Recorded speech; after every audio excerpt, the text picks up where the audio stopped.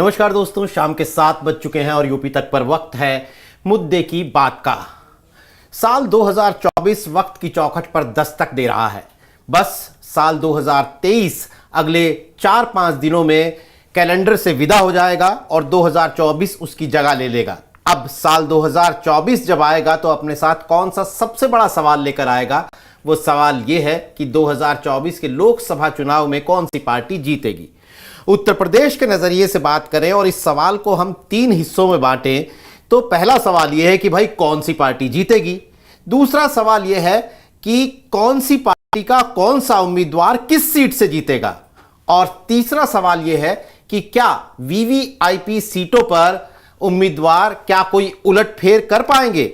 VVIP सीटों से हमारा मतलब उन सीटों से है जहां पर उम्मीदवार का रसूख कई बार उसकी पार्टी से बड़ा होता है और वो सूबे में चल रही या कहें कि देश में चल रही चुनावी हवा का रुख भी कई बार पलट देता है। तो ऐसी वीवीआईपी सीटों का सर्वे किया है न्यूज़ चैनल एबीपी और सी वोटर ने, और कई सीटों पर हमें जो नतीजे हैं वो चौंकाने वाले दिख रहे हैं। हमें इन वीवीआईपी सीटों का सर्वे जो है वो इस आलोक में देखना होगा कि जो उत्तर प्रदेश का सर्वे कहता है, इसी चैनल और इसी एजेंसी यानी एबीपी सी वोटर का, वो उत्तर प्रदेश की 80 सीटों में से बीजेपी को बम्पर जीत दिला रहा है। ऐसे में वीवीआईपी सीटों पर क्या होने जा रहा है ये जानना बहुत महत्वपूर्ण हो जाता है। और वीवीआईपी सीटों की जब हम बात करते हैं तो डिंपल यादव, वरुण गांधी, सोनिया गांधी, अफजाल अंसारी, स्मृति ईरानी, हेमा मालिनी, रवि किशन, निरहुआ, ऐसे उम्मीदवारों की एक लंबी लिस्ट है जिनका नाम जहन में आते ही उनकी पार्टी से पहले उनका चेहरा जहन में आता है। तो ये समझने के लिए वीवीआईपी सीटों का ये गणित, हमारे साथ कई दिग्गज पत्रकार मौजूद हैं जिनमें शामिल हैं हेमंत तिवारी, वरिष्ठ पत्रकार, राजनीतिक विश्लेषक। इसके साथ ही सैयद कासिम साहब हमारे साथ हैं, वरिष्ठ पत्रकार हैं, राजनीतिक विश्लेषक हैं, अपने डिजिटल प्लेटफॉर्म राजपथ पर भी खबरों का लगातार एनालिसिस करते हैं जिन्हें आप लोग देखते हैं। और साथ ही हमारे साथ हैं अनुपम मिश्रा जी जो प्रयागराज से हमारे साथ जुड़े हैं। अनुपम मिश्रा जी को भी आप लगातार टीवी पर और डिजिटल माध्यमों पर देखते हैं। सबसे पहले हम बात करेंगे उन सीटों की जहां अखिलेश यादव या कहें कि समाजवादी पार्टी का थोड़ा रसूख माना जाता है, और ये सीटें हैं मैनपुरी, आजमगढ़, कन्नौज। मैनपुरी यानी जहां से अखिलेश यादव की पत्नी डिंपल यादव जो हैं वो फिलहाल सांसद हैं। आजमगढ़ से बीजेपी के दिनेश लाल यादव निरहुआ वो सांसद हैं, और कन्नौज से बीजेपी के सुब्रत पाठक सांसद हैं। एबीपी सी वोटर का सर्वे तीनों सीटों को लेकर यह कहता है कि अगर आज चुनाव हो जाएं तो डिंपल यादव बड़े अंतर से आगे है। यानी आज की तारीख में डिंपल यादव के मुकाबले कौन सा उम्मीदवार होगा ये नहीं पता है, लेकिन डिंपल यादव बड़े अंतर से आगे हैं। आजमगढ़ की सीट जो है वहां पर मामला थोड़ा सा फंसा हुआ है। बीजेपी की लहर होने के बावजूद भी दिनेश लाल निरहुआ की सीट जो है वो खतरे में नजर आती है, और कन्नौज में भी बीजेपी सांसद सुब्रत पाठक बीजेपी की लहर के बावजूद भी बहुत कम अंतर से आगे नजर आते हैं। हेमंत जी, पहले हम इन 3 सीटों पर बात करेंगे। क्या आपको लगता है कि जो ये सर्वे कह रहा है कि डिंपल यादव की बम्पर जीत और दिनेश लाल निरहुआ की सीट खतरे में और सुब्रत पाठक भी जो है वो थोड़ा ही फंसे हुए नजर आ रहे हैं, क्या यहां पर समाजवादी पार्टी का जो असर है वो मोदी लहर को का रुख पलटता हुआ नजर आ रहा है? जी हाँ, मुझे लगता है कि ये जो आकलन है, हालांकि इस तरह के आकलन बहुत छोटे सैंपल पर होते हैं, लेकिन जो परिस्थितियां सामने हैं और जो समीकरण बन या बिगड़ सकते हैं अगर उस पर दृष्टिपात किया जाए तो करीब करीब सही सर्वे है, करीब करीब सही सर्वे है। मैं नहीं मानता हूं कि मैनपुरी बम्पर जीत होगी, लेकिन जीत होगी, एक कॉन्फिडेंस वाली जीत होगी। इतनी बड़ी जीत नहीं होगी जो जमाने में हुआ करती थी समाजवादी पार्टी की गढ़ में। समाजवादी पार्टी की, भारतीय जनता पार्टी ने इन सीटों पर बड़ा काम किया है, बहुत काम किया है, तमाम नए क्वेश्चंस पैदा हुए। उसके बावजूद मेरा मानना है कि सीट समाजवादी पार्टी के पक्ष में जाएगी। दूसरी, कन्नौज के बारे में भी आपने ठीक कहा। हालांकि कन्नौज अखिलेश यादव की बहुत पसंदीदा सीट रही है और कन्नौज के लिए काफी कोशिशें उन्होंने की 2012 से 17 के दौरान। वहां सरकार न रहने के बावजूद उनका आना जाना वहां बना रहा, वहां के लोगों के संपर्क में रहे।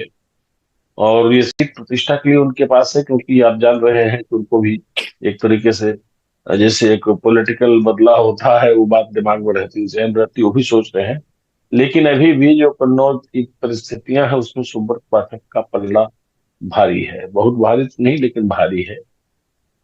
आजमगढ़ की बात आपने कही, आजमगढ़ में चाहे शिवपाल यादव लड़े, चाहे रमाकांत यादव, चाहे फिर से क्यों ना इनके भाई धर्मेंद्र यादव को लड़ा दिया, धर्मेंद्र यादव वहां दोबारा लड़ना पसंद नहीं करेंगे, वो बदायूं पसंद करेंगे। लेकिन ये इन दोनों में से कोई लड़ता है तो निरहुआ की सीट फंसी हुई क्या मतलब, मैं समाजवादी पार्टी का थोड़ा अपर हैंड मानू। अगर कुछ थोड़ी सी भारतीय जनता पार्टी जो कि हर प्रयोग करती है, उसके पास संगठन है, उसके पास नियोजन है, उसके पास माइक्रो मैनेजमेंट है, उसके पास कैंडिडेट्स अगर नहीं है तो कैंडिडेट्स वो बना लेती है, ले लेती। अगर कोई 2014 जैसी कोई परिस्थिति उत्पन्न होती है जिसमें रमाकांत यादव चूंकि मैं एक बात बता दूं, इन सब के बैकग्राउंड में एक बात खाली छोटी सी बता दी कि अब अपोजिशन के भी तमाम नेताओं को लगने लगा है कि बहुत निकट भविष्य में भारतीय जनता पार्टी को बहुत बड़ी चुनौती नहीं दी जा सकती, दिक्कतें हैं, थोड़ा सा थकान जी। से महसूस करने लगे हैं। ऐसी सूरत में अगर रमाकांत यादव जैसा कैंडिडेट भारतीय जनता, मुझे नहीं लगता भारतीय जनता पार्टी निर्भर कम्पीट करेगी, उनको इस बात का इल्हाम है कि मामला है गड़बड़ हो जाए। तो रमाकांत यादव जैसा कोई कैंडिडेट आता है या फिर कोई और कैंडिडेट प्लान करते हैं भारतीय जनता पार्टी के लोग, तो हालांकि रमाकांत यादव इस वक्त निश्चित रूप से समाजवादी पार्टी के साथ है, लेकिन मैंने क्या कहा, भारतीय जनता पार्टी की जो स्टाइल ऑफ फंक्शनिंग है और खास तौर से पोल रिलेटेड, वो बहुत ही आक्रामक और बहुत ही, जो चीज हम आप सोचते नहीं वो कर देते हैं। तो ऐसी सूरत में रमाकांत वाली बात में जोड़ रहा हूँ। तो अगर ऐसी परिस्थिति बनती है तो उस परिस्थिति में Bharatiya Janata party seat retain कर सकती है। निरहुआ के रहते ही सीट भारतीय जनता पार्टी इस बार जी। पाना बड़ा मुश्किल है, पिछली बार की क्वेश्चन अलग थे। हालांकि एक और मोटी चीज इसमें, एक राइडर और जोड़िएगा कि जो राइडर दो आजमगढ़ की के बाई इलेक्शन में था, मायावती वाला, वो राइडर फिर 2024 में समूचे उत्तर प्रदेश में बनने जा रहा है और भारतीय जनता पार्टी का ये बहुत बड़ा मारक अस्त्र, यानी बिल्कुल ये मायावती का रुख और मायावती का अगला किससे अलायंस हो रहा, वो सब जोड़ करके जो मैं समझ।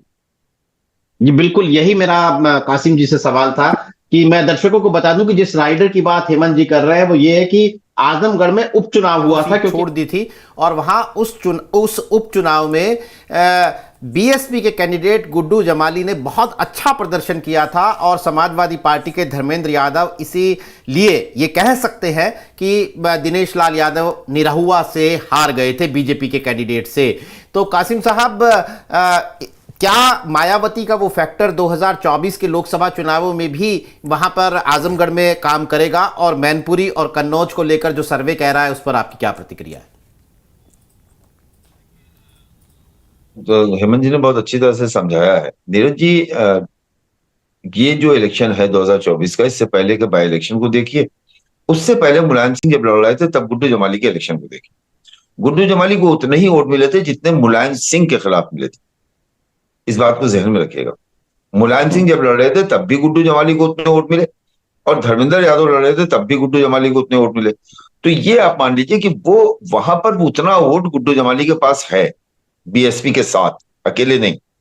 और इस सीट पे रमाकांत का जो जिक्र किया हेमंत जी ने, रमाकांत यादव, देखिए यहाँ कैंडिडेट की बात हो रही कि निरहुआ की सीट बच सकती है, भारतीय जनता पार्टी का जिक्र नहीं हो रहा है। इसी सीट पे रमाकांत यादव भारतीय जनता पार्टी से जीत चुके, रमाकांत यादव बहुजन समाज पार्टी से जीत चुके, रमाकांत यादव समाजवादी पार्टी से जीत चुके। तो ये एक ऐसी सीट है कि जहां रमाकांत यादव की अपनी एक हैसियत है। तो अगर कैंडिडेट, जैसे हेमंत जी ने कहा कि बीजेपी कैंडिडेट बना देती है, पैदा कर देती है, तो लोकल निरहुआ और एक आम पॉलिटिशियन, अब थोड़ा सा उसका इतिहास आप देख लेते तो 1984-85 में वहां से जीते थे संतोष सिंह। उसके बाद वहां पर क्या कहते हैं, 89 में जीत गई बसपा, रामकृष्ण यादव, 89 में तो ये वहां की सीट का जो रुझान है, 2 बार वहां से डम्पी जीते, एक बार मोस्ता किदवाई वहां से जब जो इमरजेंसी के बाद जो जनता पार्टी के उसमें 78 में उपचुनाव हुआ, जीत गई। तो ये इस सीट को इतनी आसान सीट नहीं माना जा सकता है बीजेपी के लिए, लेकिन बीजेपी ने उसको छीना, रमाकांत के जरिए भी छीना और इस बार अभी जो है निरहुआ के जरिए भी छीना। तो कैंडिडेचर डिपेंड करता है, और ये कैसे माना जा सकता है कि बीएसपी कैंडिडेट नहीं होगी वहां, बसपा का कैंडिडेट होगा तो फिर हालत फिर वहीं पहुंचती है। बल्कि गुड्डू जमाली जितना क्लोज पहुंच गए थे, ऐसी स्थिति में गुड्डू जमाली थोड़ा सा बढ़ सकते हैं मुसलमानों में, जो उनको वोट कम मिला था बढ़ भी सकता है। तो मुझे लगता है कि वो कन्नौज और इसकी बात तो अलग है, वहां तो जो कन्नौज की स्थिति है वो स्थिति तो दोनों सीटों के बारे में सर्वे सही कह रहा है, लेकिन आजमगढ़ की स्थिति चूंकि कैंडिडेट पर डिपेंड करती है, मुझे लगता है कि जो तीसरा फैक्टर है मायावती, बीएसपी, गुड्डू जमाली, तो वो फैक्टर जो है वो कहीं ना कहीं सीट को फिर समाजवादी पार्टी में अखिलेश यादव लड़ने आए या डिम्पल यादव लड़ने आए या धर्मेंद्र लड़ने आए या शिवपाल लड़ने आए, स्थिति जी वही जी रहती है गुड्डू जमाली की, चूंकि मुलायम सिंह के खिलाफ भी उनको उतने ही वोट मिले थे जितने उनको धर्मेंद्र यादव के खिलाफ मिले। तो नीरज जी ये है, लब बोलो आप। मुझे लगता है कि मैनपुरी का मामला ऐसा है कि मैनपुरी की सीट, जैसे कहा कि मैनपुरी की सीट समाजवादी पार्टी की बहुत मजबूत उनका होल्ड है, और मैनपुरी वो अब तो शिवपाल भी साथ आ गए, शिवपाल जब साथ नहीं थे तब भी मुलायम सिंह के साथ थे वो, और मैनपुरी में वो रिटेन कर रहे हैं, सही कह रहा है सर्वे। कन्नौज अखिलेश यादव लड़ सकते हैं, इस बात की संभावना बहुत ज्यादा है, ये जी कह भी बिल्कुल। चुके हैं। तो ऐसी स्थिति में कन्नौज तो जब अखिलेश लड़ते हैं तो मुलायम सिंह का ये तरीका रहा है, संभल बनाई, वो छोड़ दी धर्म उनको, राम गोपाल को दे दी, उसके बाद कन्नौज बनाई, डिम्पल को दे दी, उसके बाद आजमगढ़ बनाई अखिलेश को, वो एक सीट बनाते रहे और परिवार को सौंपते रहे। ये मुलायम सिंह जी ने किया था। नीरज जी। जी बिल्कुल। अनुपम जी, अगर इन 3 सीटों में सीट भी हम जोड़ लें जो कि अफजाल अंसारी जहां पर सांसद हैं, तो सर्वे कहता है कि वो सीट उनकी भी खतरे में है। और कन्नौज, जैसा कि सैयद कासिम साहब ने कहा कि वो वहां पर अखिलेश यादव ये कह चुके हैं कि वो खुद चुनाव लड़ेंगे। आप कितने मुतमईन हैं इस सर्वे से, मैनपुरी, आजमगढ़, गाजीपुर, कन्नौज की सीटों के बारे में जो ये कहता है? नीरज जी, अभी कासिम साहब ने और तिवारी जी ने वास्तव में सीट वाइज बहुत अच्छा एक एक्सप्लेन कर दिया, लेकिन मेरा अपना मानना है कि अभी स्थिति पूरी तरह साफ नहीं हुई इस तरह के सर्वे के लिए। आप ये बताएं कि या तो जैसे अभी के हालात हैं जहां पे आपको कांग्रेस और सपा एक तरफ नजर आ रही है, दूसरी तरफ बसपा नजर आ रही है, तीसरी तरफ भाजपा नजर आ रही है। जो मायावती ने एक बात कही थी बहुकोड़ी चुनाव की, अगर इस तरह का बहुकोड़ी चुनाव होगा, अब जैसे आजमगढ़ के ही मिसाल ले लें, तो आपने पिछली बार देखा कि निरहुआ के जीतने की कोई वजह नहीं थी सिवाय गुड्डू जमाली के। गुड्डू जमाली नहीं होते तो धर्मेंद्र यादव बहुत आसानी से सीट निकाल सकते थे, लेकिन गुड्डू जमाली फिर से तैयारी कर रहे हैं, अच्छी तैयारी कर रहे हैं, उनका दावा है कि फिर से लड़ेंगे और बसपा की भी किसी भी कीमत पे वो सीट छोड़ने वाली नहीं है। तो अब ये बात सिर्फ आजमगढ़ तक महदूद नहीं रह जाती है, ये चीज आपको पूरे प्रदेश में तकरीबन हर सीट पे नजर आएगी कि बसपा तीसरा कोण बना के लड़ रही है, कि बसपा समाजवादी पार्टी के साथ लड़ रही है। अब देखिए जो नीरज भाई, मैं इसको 3 तरह की परिस्थिति देखता हूँ। एक तो ये जो अभी वर्तमान में है कि सपा कांग्रेस एक तरफ, बसपा दूसरी तरफ और भाजपा तीसरी तरफ। दूसरी ये कि बसपा इस गठबंधन में शामिल हो जाती है, और जैसा कि अखिलेश यादव या समाजवादी पार्टी ने दावा किया है कि बसपा के आने पे वो गठबंधन छोड़ देंगे। तो इन दैट केस आप कांग्रेस बसपा को एक साथ देखेंगे और अखिलेश यादव को तीसरा कोण बनाते देखेंगे। और तीसरी संभावना वो महागठबंधन वाली है जहां पे सब लोग इसमें एक साथ रहे, बसपा भी रहे, कांग्रेस भी रहे, सपा भी रहे, वन अगेंस्ट ऑल वाली बात हो जाए जो हमने 2019 में देखी थी। तो उसमें भी आपको एक बात लगातार नजर आ रही है कि एक वोटों का जो एक कॉम्बिनेशन था वो उतर नहीं पा रहा था। और 2022 का चुनाव अगर हमें कुछ बताता है तो ये बताता है कि दलित वोट सपा को रोकने के लिए भाजपा तक में चला जाता है और बड़ी ग्लैडली चला जाता है। फिर इस बार आप एक और भी, जैसा कि सीएसडीएस के डेटा बताता है कि 4 में से 1 ज्यादा वोट आपको लगातार मोदी की तरफ जाता मिल रहा है। इस बार आपको मोहन यादव भी यहाँ पे प्रचार करते मिलेंगे उत्तर प्रदेश में।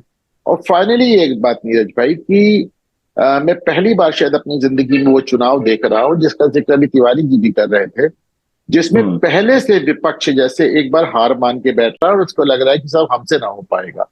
इन हालातों में डेफिनेटली कैंडिडेट मैटर करेगा। आजमगढ़ में जैसी सीट पे तो अगर मुझे नहीं लगता है कि कन्नौज में और मैनपुरी में इतना मैटर करेगा, पर आजमगढ़ जैसी फंसी हुई सीट पे तो डेफिनेटली कैंडिडेट मैटर करेगा। फिर वो रमाकांत यादव होते हैं या फिर किसी और को लाते हैं क्या, या निरहुआ को, जैसा कि लोग कह रहे हैं, मुझे भी नहीं लगता कि निरहुआ को रिपीट कर, निरहुआ को खुद ब खुद इस बात की जानकारी है कि वो सीट से रिपीट होने नहीं जा रहे हैं।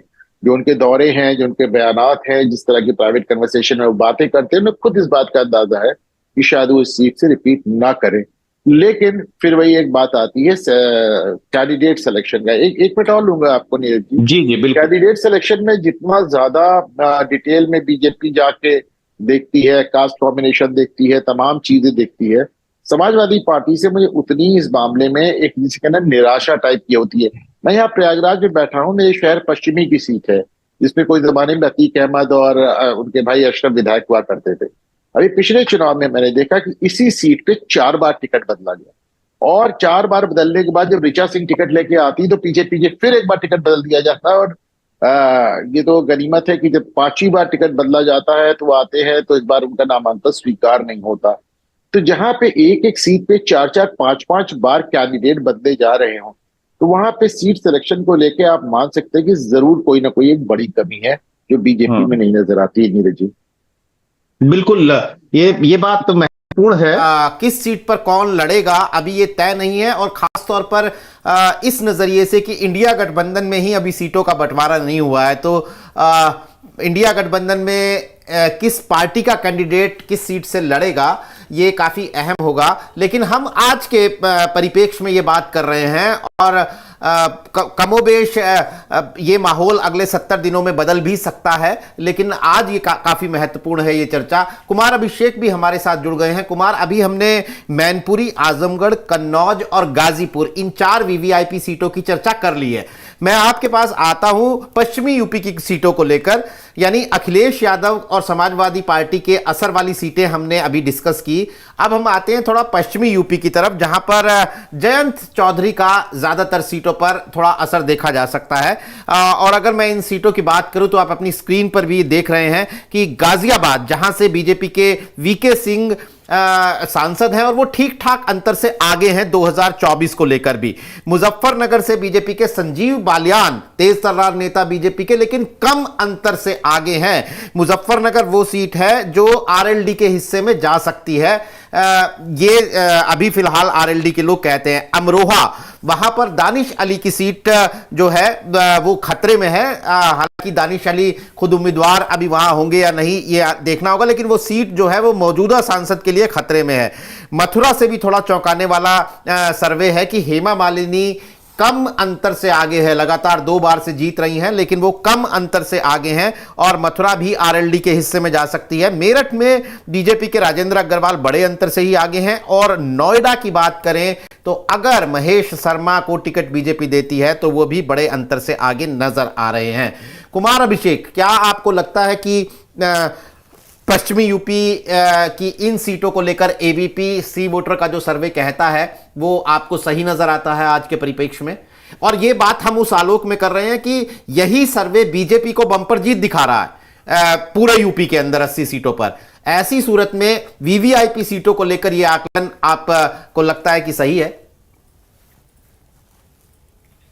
देखिए नीरज, मैं पश्चिमी की सीटों पर आऊं उससे पहले जिन 4 सीटों की चर्चा हुई है उस पे मैं छोटा सा एक अपना कमेंट दे दूं कि वो चारों सीटें ऐसी हैं जो बीजेपी की रेड लाइन में है।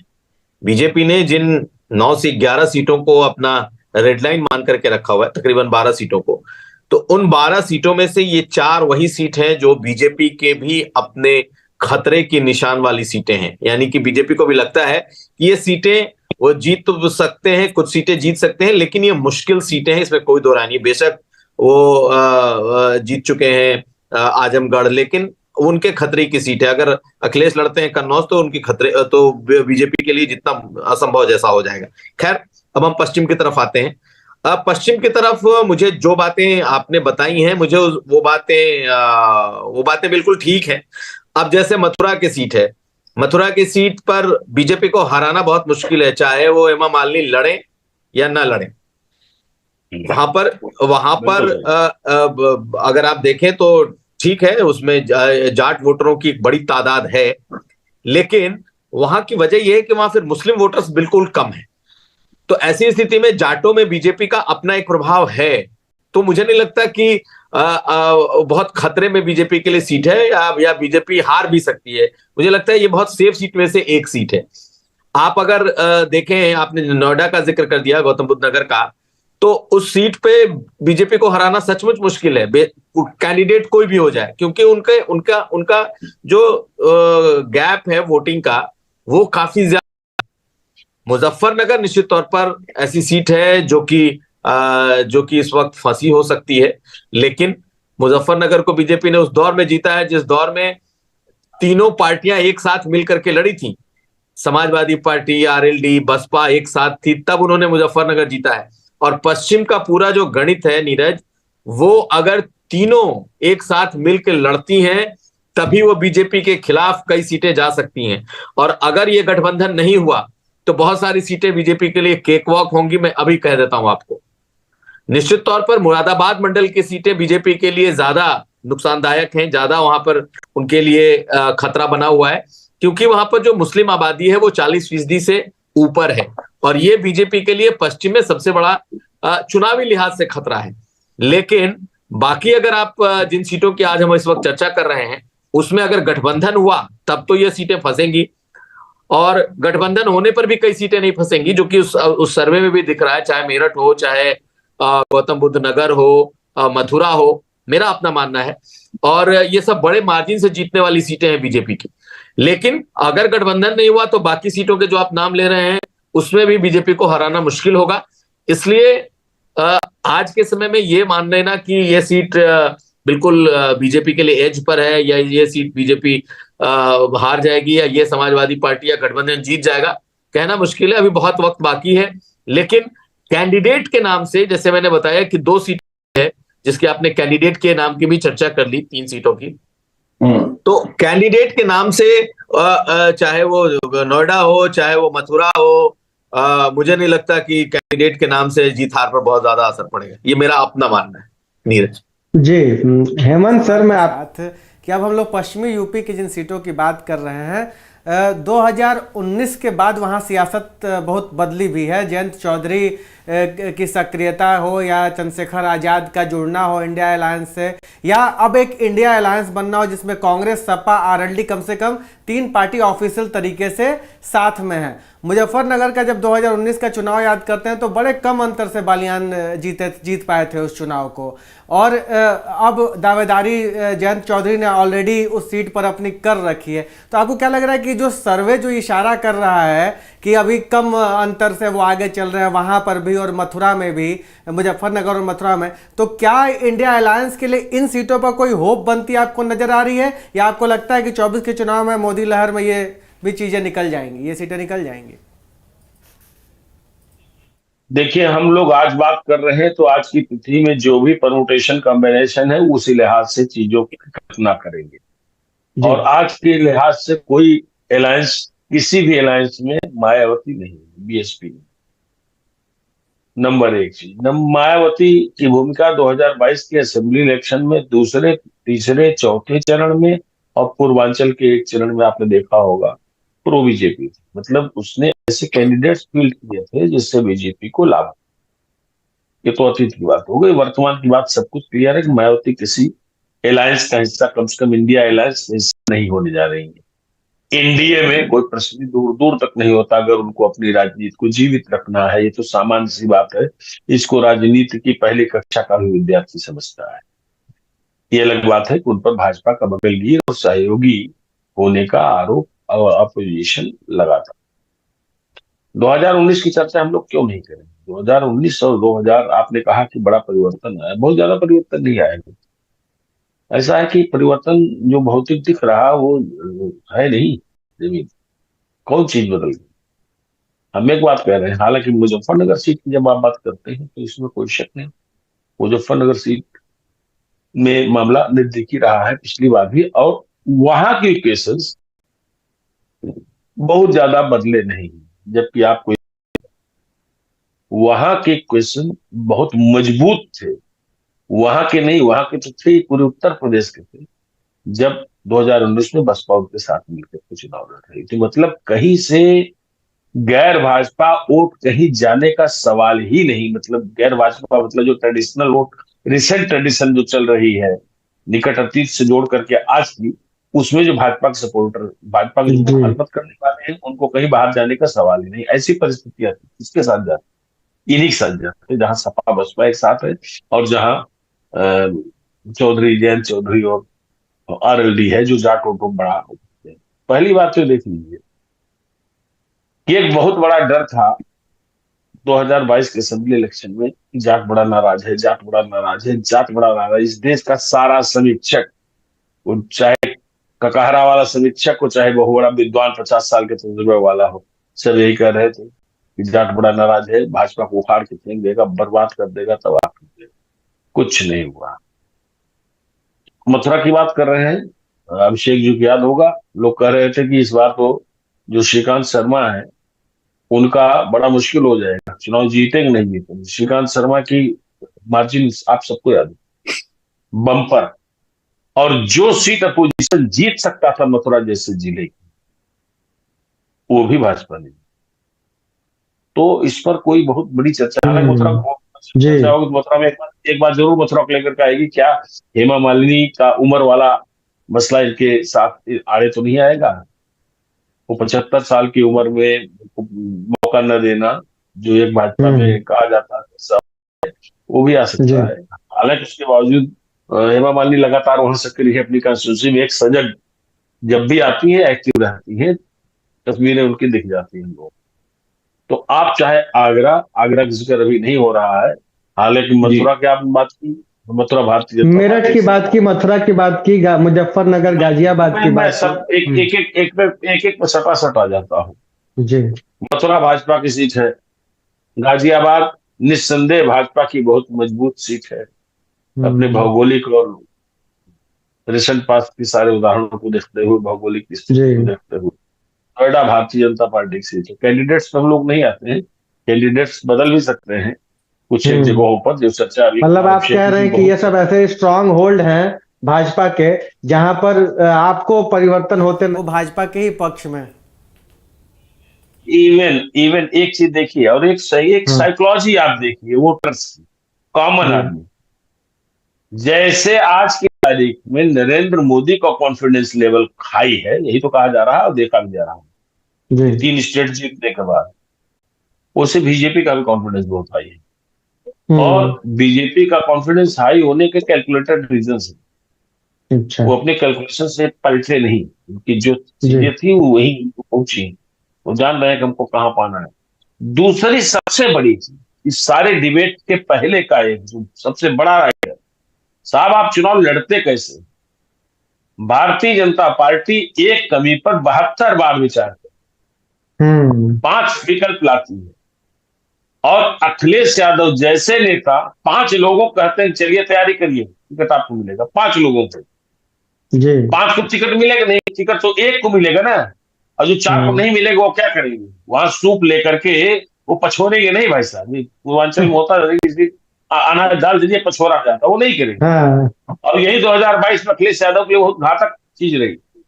यहाँ सारे लोग बैठे हैं, लखनऊ में रहते हैं, कासिम साहब, इनसे पूछिए, हजारों की भीड़ आती है सपा दफ्तर, वहां लोग मिलते हैं, जितने लोग मिलते हैं, जितने मजबूत उनको लगते हैं, 4-5 सबको कहते हैं अखिलेश जी चलिए तैयारी करिए, तैयारी करिए, आप मत देखिए, तैयारी करिए। जब तैयारी करने लगते हैं, वो 1 महीना 2 महीना पूरी तैयारी करते हैं, 3 महीना तैयारी करते हैं, उसको टिकट किसी और को मिल जाता है। मतलब 1 को मिलेगा, 4-5 को नहीं मिलेगा, तैयारी कर रहे हैं। तो एक और चुनावी चूक की कुछ तो वजह तो जरूर होंगी कि लगातार हार रहे हैं। हेमंत सर, हम लोग अगले सेगमेंट में बढ़ते हैं लेने के लिए। एक कासिम जी, अभी हमने पश्चिमी यूपी के उन सीटों की बात की जिसमें जयंत चौधरी का भी असर है और इंडिया अलायंस में उनको एक महत्वपूर्ण भूमिका के रूप में देखा जा रहा है। लेकिन हेमंत सर ने बहुत एक महत्वपूर्ण बात कही कि इसमें मायावती मिसिंग है अभी, जो कि 2019 में साथ में थी। अब हम बात आगे बढ़ाते हैं, हम उन सीटों की तरफ आते हैं जहां कोट एंड कोट गांधी का असर है। उसमें दोनों गांधी हैं, भाजपा के भी गांधी हैं और कांग्रेस के भी गांधी हैं। हम बात कर रहे हैं पीलीभीत लोकसभा सीट की, जहां से वरुण गांधी भाजपा के सांसद हैं, 2019 में बड़े मार्जिन से जीते, और सर्वे कह रहा है कि वरुण गांधी बड़े अंतर से आगे चल रहे हैं, जो हालिया जो सर्वे एबीपी वोटर का सर्वे है। फिर अगली सीट है अमेठी की, जहां पर एक समय में राहुल गांधी का काफ़ी प्रभाव था और लगातार वहां से वो जीत रहे थे, लेकिन स्मृति ईरानी ने उन्हें 2019 में हराया और सर्वे कह रहा है कि स्मृति ईरानी ठीक ठाक वोटों से आगे चल रही हैं, यानी उनके भी जीतने की संभावनाएं बड़ी मजबूत हैं। अगली सीट हमारी रायबरेली की है, जहां से सोनिया गांधी लड़ती हैं और सोनिया गांधी को लेकर अगर सोनिया गांधी वहां 2024 की उम्मीदवार हैं तो सर्वे ये कहता है कि वो भी बड़े अंतर से आगे हैं। यानी इन 3 सीटों पर जहां गांधी का असर है, सर्वे फिलहाल ये कह रहा है।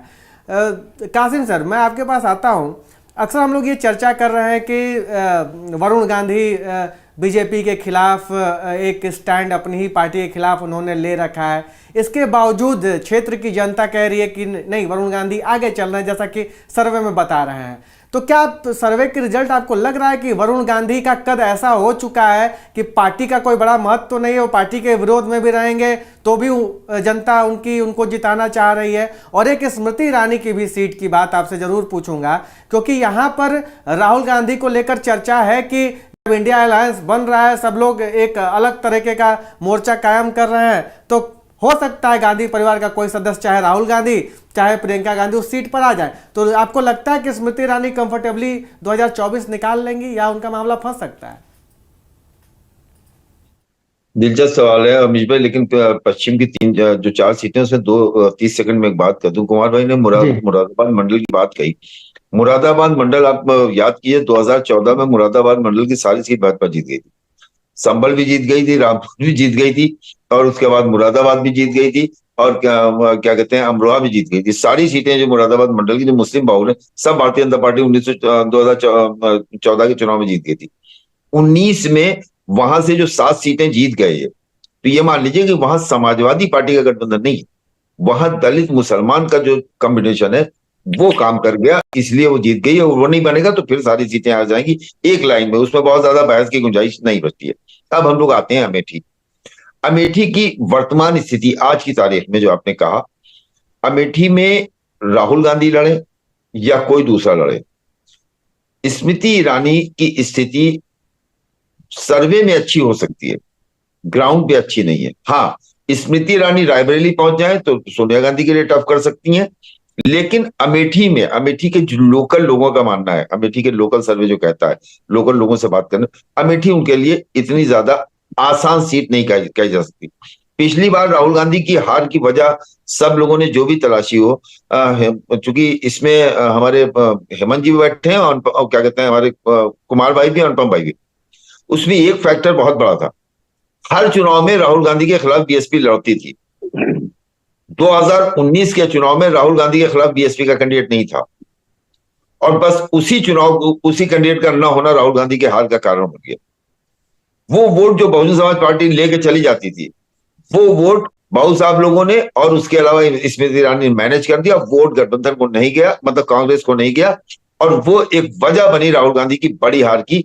और मुझे लगता है कि राहुल गांधी की वो वजह अब जो है उसको उन्होंने सॉर्ट आउट कर लिया है, इसलिए वो सीट का ये एंगल दूसरे लोगों ने कभी नहीं महसूस किया होगा। हो सकता है मैं ये नई बात कह रहा हूं, समझ में ना आने वाली बात हो, लेकिन इस पे अगर गौर करेंगे, क्योंकि हेमंत जी भी हैं, अनुपम भाई भी हैं, कुमार भाई भी हैं, तीनों लोगों की बहुत जबरदस्त नजर है।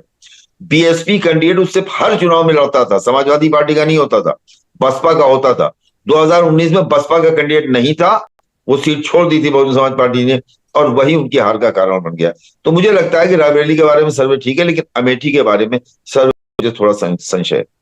जी अनुपम सर, आपसे भी है, वरुण गांधी मतलब विद्रोही स्वभाव दिखा रहे हैं तो भी जनता उनको सर्वे में जिता रही है।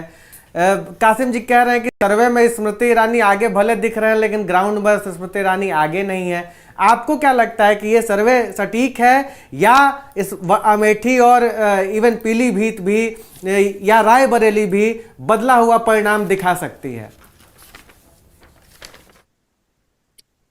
अमीश, मुझे अगर ठीक याद है तो एकदम इसी एजेंसी के सर्वे ने अभी छत्तीसगढ़, राजस्थान और मध्य प्रदेश में कांग्रेस की सरकार बनवाई थी।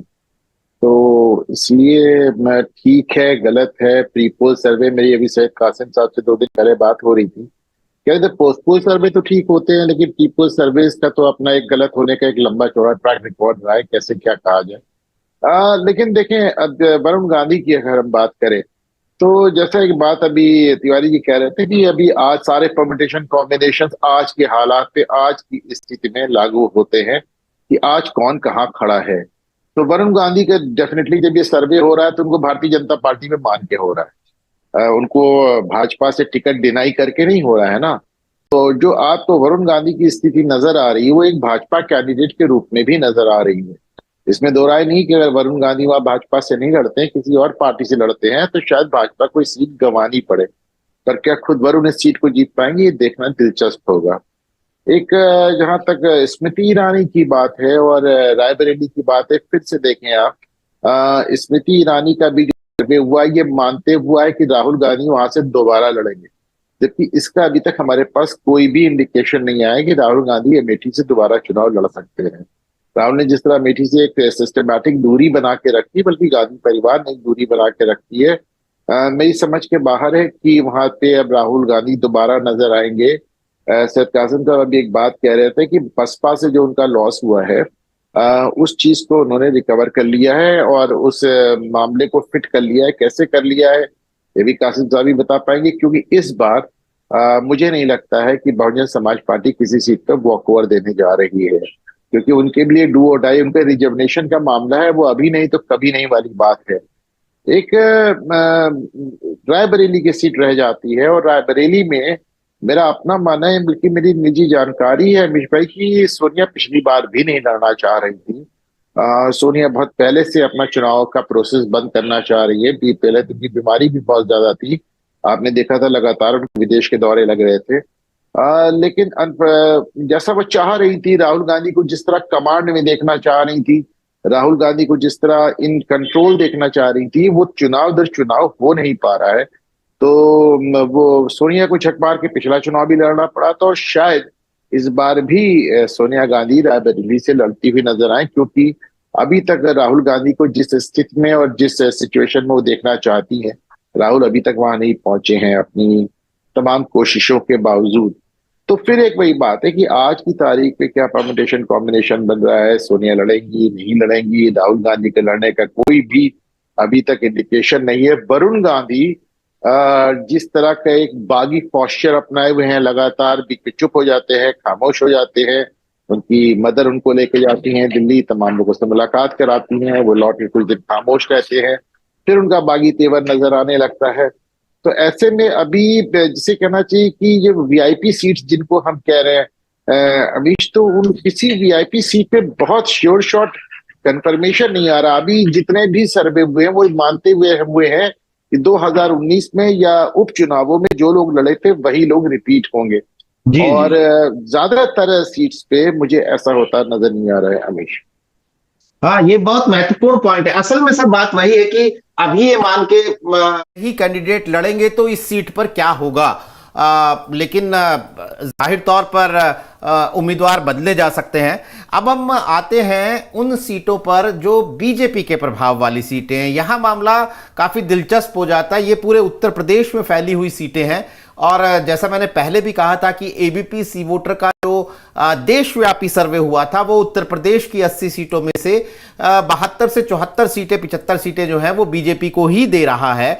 ऐसी सूरत में बीजेपी के प्रभाव वाली सीटें सारे उत्तर प्रदेश में फैली हुई नजर आ रही। कुछ सीटों पर तो हम जिक्र करने के लिए ही जिक्र कर रहे हैं, जैसे वाराणसी की सीट, यहाँ पर प्रधानमंत्री नरेंद्र मोदी जो हैं वो बड़े अंतर से आगे हैं।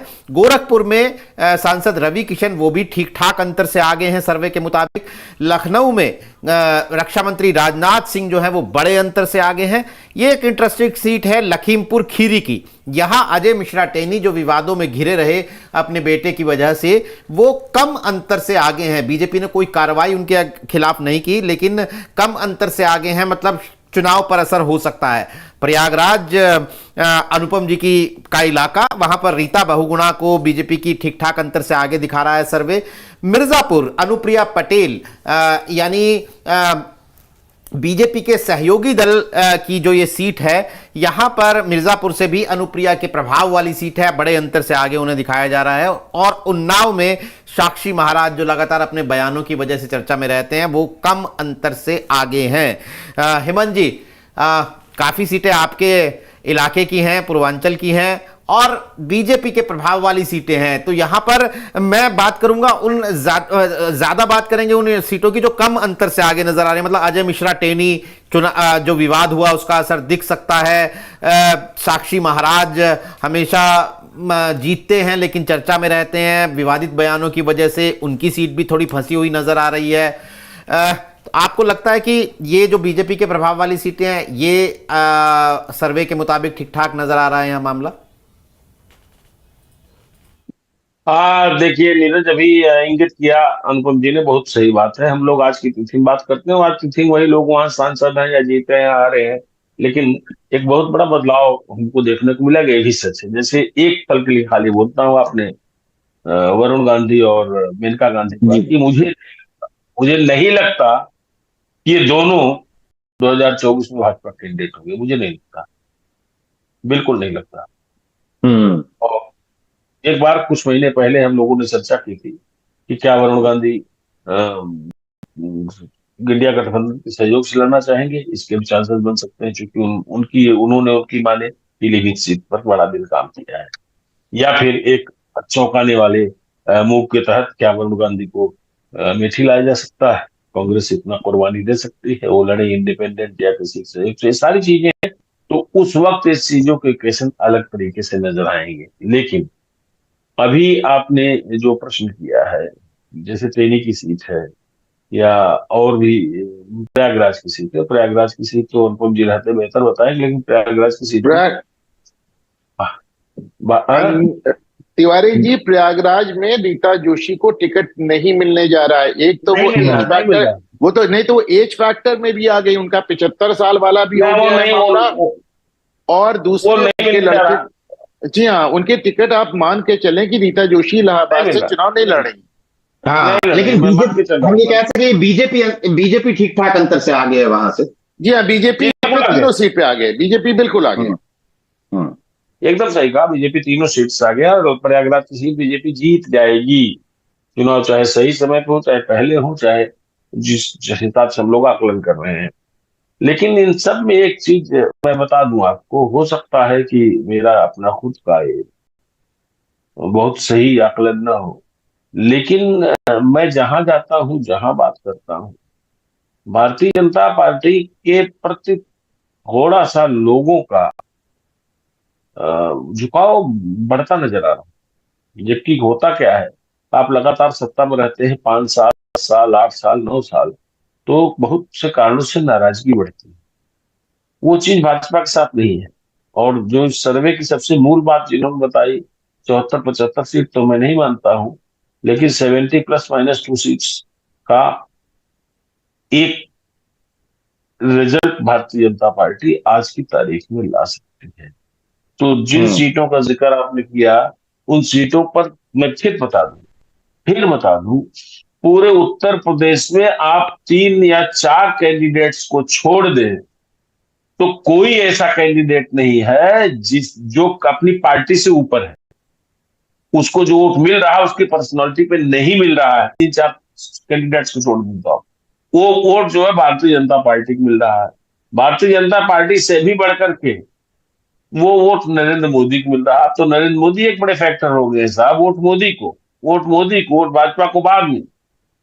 तो ये सारी चीजें हैं। तो अगर टेनी, हमको तो नहीं लगता टेनी का टिकट बदलेंगे या वहां से फिर एक बार वे विचार करेंगे कि पीडब्ल्यूडी मंत्री जो अपने हैं उनको वहां से मौका दे। हालांकि टेनी की सीट के बारे में भारतीय जनता पार्टी का जो प्रारंभिक आकलन था उस पर थोड़ी चिंताएं जताई गई थी, लेकिन 2022 के असेंबली इलेक्शन से जो परिणाम आए उसके बाद वो थोड़ा सा जो एक संकट के बादल थे उनके ऊपर, वो कुछ थोड़ा सा कम हुए या थोड़ा सा सेफ हुए। टेनी की सीट और किन सीटों की बात की थी मैं 1 सेकंड बताता हूँ, मैं जहन से उतर रहा। और किन सीटों वाराणसी, गोरखपुर, लखनऊ, प्रयागराज, मिर्जापुर, उन्नाव। तो मिर्जापुर, उन्नाव बात करते हैं। बाकी जितने जगहों का आपने नाम लिए, चाहे गोरखपुर हो, चाहे लखनऊ हो, चाहे वाराणसी हो, चाहे प्रयागराज हो, भारतीय जनता पार्टी की सीटें हैं। भारतीय जनता पार्टी किसी चिड़िया को लड़ा देगी तो चुनाव जीत जाएंगे, इसमें कोई दूर तक कोई प्रश्न नहीं होता है। वाराणसी मोदी की सीट है, तो इन्हीं सीटों के हिसाब में फहरिस्त में फैजाबाद अयोध्या की सीट आ जाती है जो भारतीय जनता पार्टी की सीट है, वहां कैंडिडेट मैटर नहीं करता है।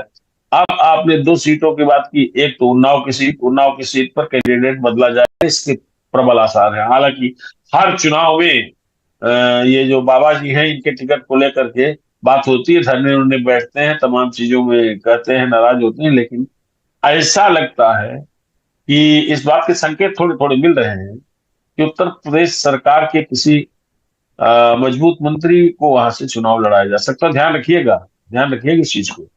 भारतीय सीधे जनता नाम ले पार्टी लीजिए ना ब्रिजेश पाठक का, दिक्कत क्या है? मैं एक बातें कह रहा हूं कि जैसे भारतीय जनता पार्टी ने असेंबली इलेक्शंस में पार्लियामेंट के मेंबर्स को चुनाव लड़ाया, तो यहाँ के कई मंत्री पार्लियामेंट का चुनाव लड़ सकते हैं। तो कैंडिडेट्स में तो बड़े बदलाव होंगे ही होंगे। आप ये मान के चलिए, अनुप्रिया पटेल की सीट जो है मेरे ख्याल में अच्छी खासी कुर्मी बहुल सीट है, तो उनकी जात का फायदा मिलता है, उनका अच्छा खासा वहां अपना, उनके जब सोनेलाल जी जीवित थे तो उनका बड़ा अच्छा असर वहां हुआ करता था।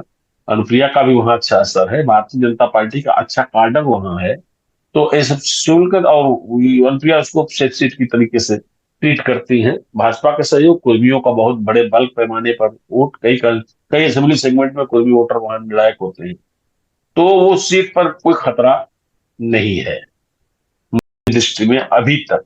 लेकिन फिर एक फाइनल आखिरी बात बोलता हूं इस विषय में कि साहब ये एबीपी और सी वोटर कर सकते हैं सर्वे, लेकिन वो जो सर्वे कर रही है उस सीट का सर्वे उससे करना चाहिए।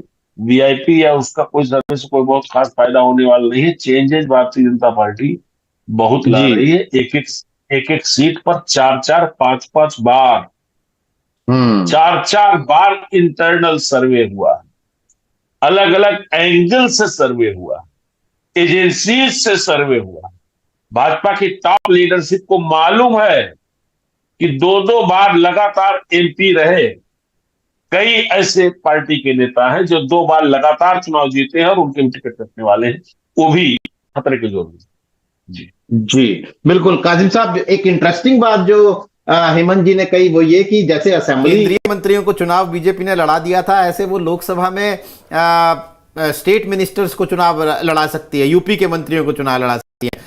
आपको लगता है कि बड़ी तादाद में टिकट बदले जाएंगे अगर हम इन्हीं सीटों की बात कर रहे हैं जहां हम बीजेपी या एनडीए का प्रभाव मान रहे हैं? बिल्कुल, मुझे लगता है जैसे अभी हेमंत जी ने बहुत ही, चूंकि बहुत सीनियर मोस्ट जर्नलिस्ट हैं और हेमंत जी बहुत कुछ जानते हुए भी उसको रख लेते हैं, क्योंकि ब्रिजेश पाठक उन्नाव से एमपी रह चुके हैं, बहुजन समाज पार्टी से जीते थे। तो ब्रिजेश पाठक उत्तर प्रदेश के मंत्री हैं, उन्नाव से कैंडिडेट हो सकते हैं। जैसे टेनी का टिकट मुझे नहीं लगता है कि सेफ है, क्योंकि पूर्णिमा वर्मा के कांग्रेस में जाने के बाद देखिए वहां पर 2 बार से टेनी जीत रहा है, वरना वो कुर्मियों की सीट रही है और वो वहां पर बीजेपी इस तरह से रिस्क जो है नहीं लेती है। बीजेपी को जिद्दी उनका काम करने का तरीका बिल्कुल अलग। विधानसभा के नतीजे कुछ और रहे हैं, लेकिन लोकसभा के परिदृश्य में सब कुछ बदलता है, वो मोदी का चुनाव होता है। रही बात लड़ने वाली, तो बिल्कुल मुझे लगता है कि कम से कम आधा दर्जन मंत्री लड़ेंगे लोकसभा का चुनाव, बल्कि कहने वाले तो यहां तक कहते हैं मुख्यमंत्री जी भी लड़ेंगे लोकसभा का चुनाव, कहने वाले तो ये भी कहते हैं। जैसे अभी हम लोग कितनी सीटों की बात कर रहे हैं, हम अयोध्या की बात नहीं कर रहे हैं। अयोध्या भी एक वीआईपी सीट है आज की डेट में। कैंडिडेट चाहे लल्लू सिंह हो, सिंपल से कैंडिडेट हो, लेकिन अब तो आज की तारीख में अयोध्या जो है बहुत वीआईपी सीट हो गई है, और कहीं अयोध्या से भी बड़ा चेहरा आएगा तो वो और वीआईपी सीट हो जाएगी। तो इनको, इन सब चीजों को देखते हुए मुझे लगता है कि ये जो सर्वे का आधार है, फिर भी मैं आपको कहूं कि मुझे मूड ऑफ नेशन आपका या इलेक्शन से पहले आपका सर्वे या इलेक्शन के बाद जो आज तक इंडिया टुडे और उसका सर्वे है, उसके मामले मुकाबले में दूसरों की ऑथेंटिसिटी मुझे कम लगती है। लेकिन हाँ, ये जो सर्वे हम और आप कर रहे हैं, इसमें बैठ के हम लोगों को भी 100, 200, 500, 1000 आदमी, चूंकि इन लोगों का सैंपल साइज मान लीजिए कि 13,000 पूरी होता है, तो हम लोगों का सैंपल साइज तो एक एक लोकसभा में 10,000 से 15,000 होता है। एक एक लोकसभा में कम से कम लोगों से रोज बातचीत, शादी ब्याह, जाना आना। जैसे हेमंत जी हैं, मतलब पूरे पूर्वांचल से लेके इससे शादी को ऐसी शादी छुट्टी हो जिसमें इनका नजारा ना हो। उन्होंने कहा नहीं कि बीजेपी का बढ़ता हुआ देख रहा हूं, तो शादी मटकम मिट्टी में आदमी जाता है, वहां की बातचीत से निकलता है। बात यह है कि सर्वे के आधार पर हमने बात जरूर की है, लेकिन वो मिर्जापुर की सीट हो या भदोही की सीट हो या यहाँ की अनुप्रिया पटेल की सीट हो या प्रयागराज की सीट हो या लखनऊ की सीट हो या बनारस हो, गोरखपुर हो, उसमें आप क्या कहते हैं, बस्ती भी ले सकते हैं, डुमरियागंज भी ले सकते हैं, खलीलाबाद भी ले सकते हैं। आज की स्थिति में भारतीय जनता पार्टी से सीट छीनने वाली जो बात जी, वो बड़ा मुश्किल लगता है। हाथी के मुंह से गन्ना छीनने की बात वाली बात होती है, लेकिन भारतीय जनता पार्टी को जो सीट विपक्ष के पास है छीनने वाली जहां बात है, वहां पर मैंने कहा ना कि 14 में जो मुरादाबाद मंडल है 40% प्लस मुस्लिम वोटों की जितनी सीटें थी सब भारतीय जनता पार्टी ने जीती थी। तो ये एक अजीब सी स्थिति है। ऐसी स्थिति में बीजेपी को 70+ होने से अभी फिलहाल आज के सिनारियो में रुकता हुआ मैं नहीं देख पा रहा हूं। बिल्कुल। और कासिम जी, मैं ये स्पष्ट कर दूं कि ये बुनियाद इस कार्यक्रम की जरूर ये एबीपी सी वोटर का सर्वे है, लेकिन इस पे इमारत जो है वो खड़ी है। हम इस सर्वे को सिर्फ एक ट्रिगरिंग पॉइंट कह रहे हैं।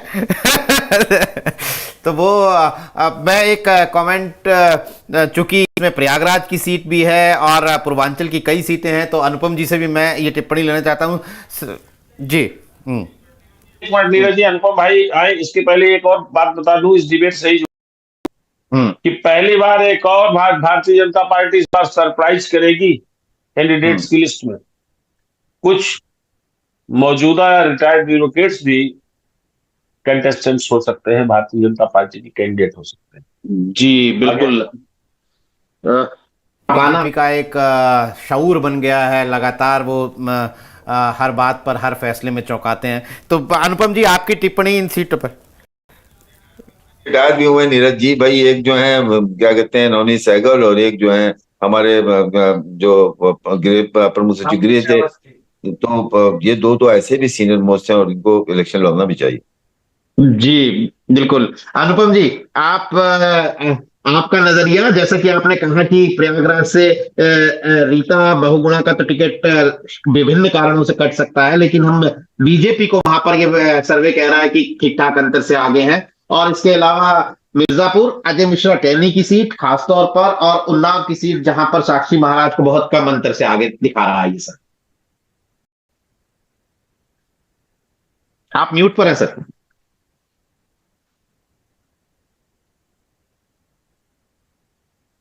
सॉरी नीरज भाई, उन्नाव की सीट साक्षी की कभी थी नहीं, वो तो वहां पैराशूट किए। मिर्जापुर में अनुप्रिया पटेल हमेशा सेफ थी, आज भी सेफ है, बहुत उनको उसको लेकर बहुत डाउट की बात नहीं है।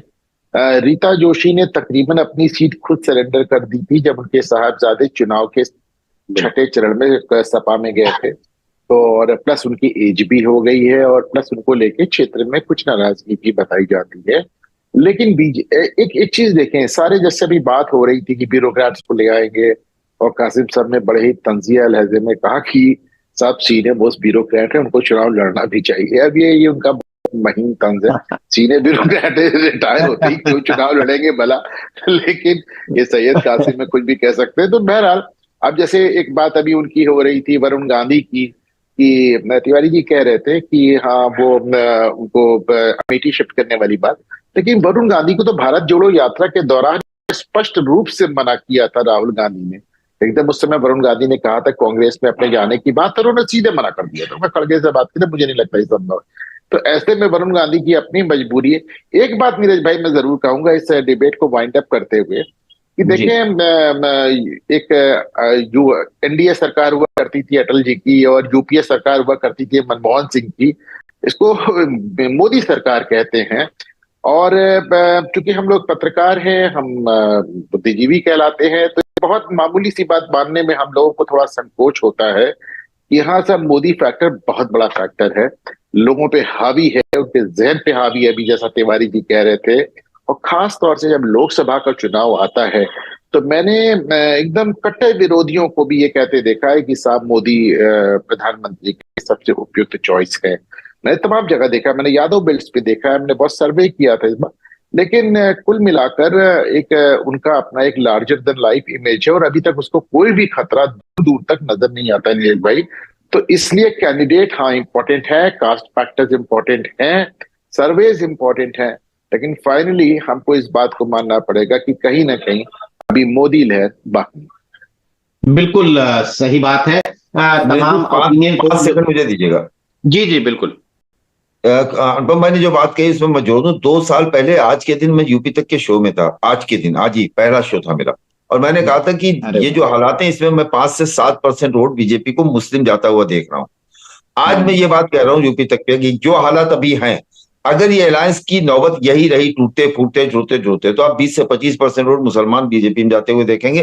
फिर ये सारे समीकरण, सारे और कासिम साहब वो 25% यादव वोट जो हर चुनाव में भाजपा में जाता में दिखता है, इस बार डेफिनेटली इसमें बढ़ोतरी होगी, डेफिनेटली बढ़ोतरी होगी।